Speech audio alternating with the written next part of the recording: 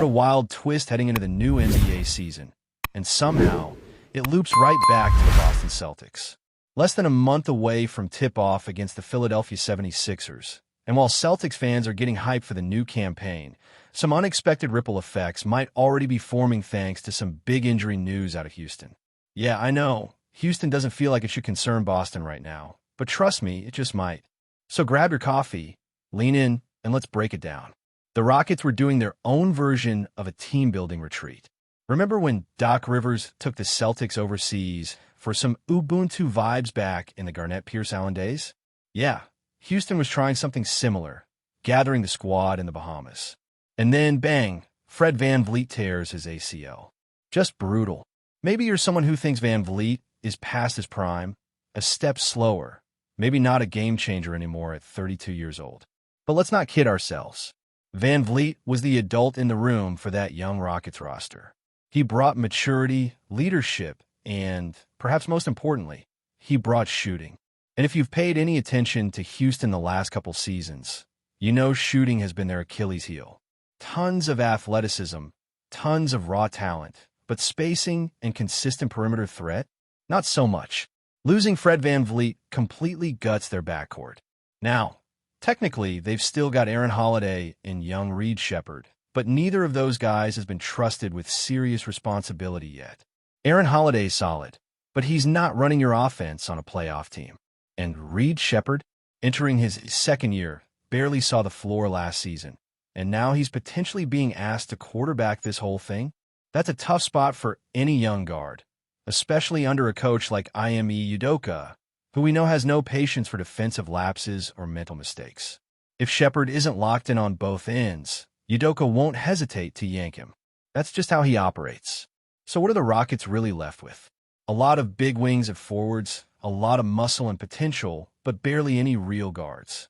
They could try to get weird with it. Start Amen Thompson at the 1, slide in Dorian Finney-Smith at the 2, then maybe rotate Kevin Durant and Jabari Smith Jr. across the 3 and 4 with Alperen Sengun or Clint Capella holding down the 5. That's big. That's freaky. That's fun. But it's also risky. Who's handling the ball under pressure? Who's getting your buckets in crunch time when the pace slows and possessions get tight? And here's where things start to tie back to the Celtics and to the broader landscape of the league. Houston's in a cap jam. They're hard-capped, likely sitting above the first apron, which means they're handcuffed on what moves they can make until mid-December. No signings, no exceptions, nothing. The only real path to adding talent now is through trade. And with Fred VanVleet's injury, they're going to have to make a move if they want to stay relevant in the West. Enter Anthony Simons. The name's been floating for a while, and even though it's a long shot, man, does it make some sense. Simons is an elite shooter, he's got the handle, and he's used to playing off the ball too, which would help with guys like KD and Amen Thompson sharing playmaking duties. Defensively, he's not exactly a Udoka prototype, but Houston might be desperate enough to sacrifice a bit of defense for someone who can reliably stretch the floor and give them 20 a night. But the problem? Simons makes around $27 million this year. That's a big number for a team already up against the apron. And yet, Houston has assets. Picks from the Brooklyn trade, assets from the Phoenix deal, future flexibility galore. They could absolutely put together a package if they found the right partner and the right trade structure. Say, for example, they send out Steven Adams and Dorian Finney-Smith to make the salaries match, and Portland, or whoever ends up as the third team, send Simons over. Boom. That deal works. But why would Boston care about that? Well, think about what Boston could get out of the situation. If Houston's desperate, and the Celtics are willing to absorb some salary, someone like Steven Adams could become available. Imagine that for a second. Adams as your backup 5 in Boston? We're talking about a dude who brings size, toughness, rebounding, and playoff experience. Sure, he's not a modern stretch big, but come April and May, you want a guy like that banging down low. He could be a real asset behind Porzingis or in certain matchups.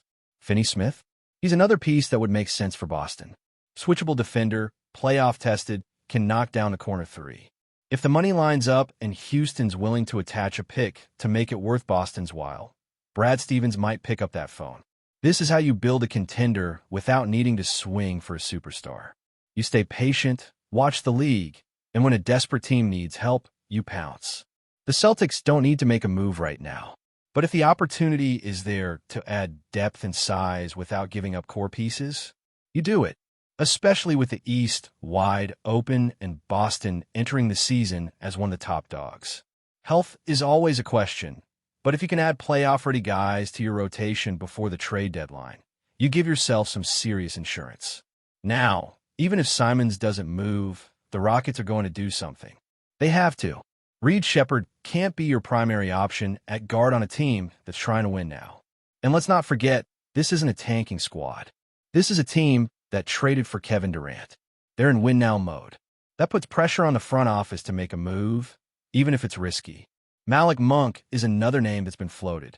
Maybe a Sam Hauser-type deal becomes appealing if Houston decides they need shooting more than anything else. Hauser's not giving you 30 minutes of defense, but he spaces the floor and plays within a system. Sometimes, that's enough when you've got stars around you. All this just shows how fragile the balance can be. One injury, one hard cap, and suddenly the dominoes start falling across the league. And with Boston sitting in a position of strength, these kinds of league-wide shifts could turn into opportunities. Whether it's grabbing an undervalued vet or using a trade exception smartly down the line, the Celtics are poised to capitalize. Speaking of Jason Tatum, the buzz around him this offseason has been nothing short of fascinating. There's been a lot of speculation about where he ranks among the league's elite, and some of the whispers coming from executives, albeit anonymously, have painted a picture that's equal parts bold and believable. One Western Conference assistant coach went as far as saying that Tatum could be the best player in the NBA by 2030. Think about that for a second. That's nearly 5 years away, and Tatum would be in his early 30s, right at the peak or slightly past the peak of most players' careers. The statement alone says a lot about how others perceive his trajectory. It's not just his scoring ability, it's the full package: size, skill, and versatility. A 6 feet 10 inches forward who can shoot threes, attack the rim, draw fouls, and create in multiple ways is not just rare. It's a generational profile in today's game. That's exactly what makes him so terrifyingly good. Injuries are always part of the conversation, though, and Tatum's Achilles situation last season definitely raised questions. Achilles injuries are notorious for taking a player's explosiveness, at least temporarily. Recovery can be long and grueling, and even the most diligent rehab doesn't always guarantee a return to pre-injury form. But from what's been reported, Tatum has approached this offseason with an intensity and focus that might actually elevate his game. No shortcuts, no days off, fully committed to his return. The Celtics training staff, peers, and competitors alike have all noticed his work ethic, and it's easy to imagine him coming back sharper, more calculated, and perhaps adding new dimensions to his game. Could he evolve into a more post-heavy player, using brute strength and footwork in the paint, while still maintaining that elite perimeter threat? Maybe. Or maybe he refines his shooting and playmaking even further, turning himself into a multidimensional nightmare for opposing defenses. Either way, the potential upside is enormous, and for Celtics fans, it's thrilling. The discussion of Tatum naturally leads to broader conversations about contracts and extensions across the league. With the new collective bargaining agreement in place, there's been a noticeable shift in how teams approach big deals, and it feels like the pendulum is swinging in a more cautious direction. Even superstars who might have commanded massive extensions in previous cycles are finding their next deals scrutinized differently. The Celtics experienced this firsthand, letting guys like Drew Holiday, Chris Tapscott, Porzingis, and Al Horford walk because the salary landscape simply didn't allow them to retain everyone. Now, other teams are facing similar situations, which has created an environment where players like Trae Young and Karl Anthony Towns are entering critical periods of negotiation. The moves teams make this season, both in terms of roster construction and financial strategy, will be a fascinating subplot as we watch the league evolve. Atlanta is a particularly interesting case. Trae Young has been loyal, productive, and consistent, and yet the team seems to be taking a wait-and-see approach, wanting to see how the roster gels before committing to a full max-style extension. There's logic in it. See if Young can carry them deep into the playoffs with the pieces around him before handing over a long-term, high-value contract. On the other side, the New York Knicks have Karl Anthony Towns approaching an extension as well, and while it's less publicly discussed, there's pressure building there too. If New York posts strong regular season numbers but fails to make a deep playoff run, the calculus changes. Towns could become the fall guy for management's dissatisfaction, creating speculation about a potential move or trade. It's a delicate balance for front offices, especially with the current financial climate and CBA rules, and every decision will have ripple effects across multiple teams. As Boston retools around Tatum's health and the overall goal of sustained contention, these kinds of scenarios become opportunities. Moves made now, whether through trades, free agency, or strategic signings, could position the Celtics as prime beneficiaries of other teams' struggles or miscalculations. That's part of the genius in how championship contenders operate. They don't just build their team. They watch the league, anticipate needs, and pounce when timing aligns perfectly. Watching the Celtics maneuver through this offseason with eyes on both immediate success and long-term flexibility has been intriguing. At the same time, you have to consider the landscape in the Western Conference. Teams like the Lakers, with Austin Reeves potentially on the move, Rui Hachimura playing an evolving role, and Kevin Durant still in limbo regarding extensions, create a dynamic where anything can happen. Houston's injury predicament and cap issues, combined with Boston's stable positioning, illustrate how interconnected team fortunes can be. One injury or contract complication can domino across the league, affecting trade targets, player roles, and even playoff projections. Celtics fans, who may feel insulated from some of these moves, should still pay attention.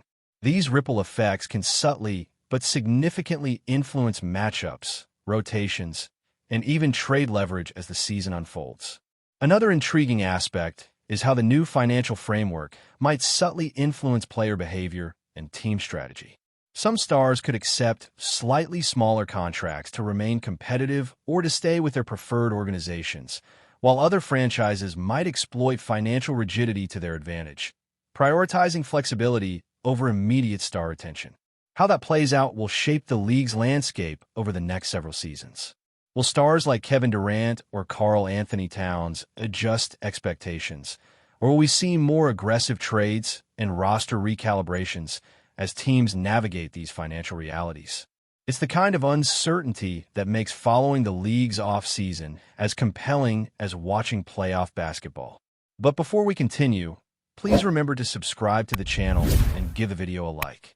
Your support helps us keep bringing you the latest news about the Boston Celtics. Feel free to share your thoughts on the news in the comments as well. The Boston sports scene is buzzing with speculation this week as whispers around the NBA hint at a blockbuster move that could shake the league to its core. According to sources close to the matter, Nikola Jokic, the reigning MVP and one of the most unguardable big men in basketball today, has reportedly agreed to a 3-year deal with the Boston Celtics. While the Celtics organization has remained tight-lipped, insiders suggest that negotiations have been quietly progressing for months, and this could be the dawn of a new era in Boston. Jokic's potential arrival in Boston raises questions about how the Celtics would restructure their lineup to accommodate a player of his caliber. Known for his unique blend of scoring, passing, and court vision, Jokic has redefined the center position, making him not just a dominant scorer, but also a playmaker capable of orchestrating the offense from the paint. Fans and analysts alike are already imagining the possibilities. A dynamic inside-outside game featuring Jokic alongside Jason Tatum and Jaylen Brown, potentially creating one of the most versatile frontcourts in recent memory. The rumor has naturally sparked intense debate among fans and pundits. Some argue that Jokic's style fits perfectly with Boston's current roster, especially given the Celtics' penchant for ball movement and high IQ basketball. Others question how the team will manage salary cap implications and the chemistry adjustments that come with integrating a player of Jokic's profile. The whispers also hint at Boston's willingness to make bold moves to secure a championship window, signaling that the front office may be ready to take calculated risks to bring a superstar of this magnitude to the Garden. While nothing is officially confirmed, The mere possibility of Jokic in green and white has ignited a frenzy on social media, with fans dissecting hypothetical lineups, trade scenarios, and playoff matchups. As the rumor mill churns, one thing is certain. If true, this move could redefine the balance of power in the Eastern Conference and place the Celtics firmly in the conversation as title favorites. For now, the city of Boston waits, buzzing with anticipation, as the Jokic rumor refuses to die down. That's it for this update. If you enjoyed the video and want to keep receiving exclusive news about the Boston Celtics, please subscribe to our channel and give the video a like. We always appreciate your comments and opinions. See you in the next video.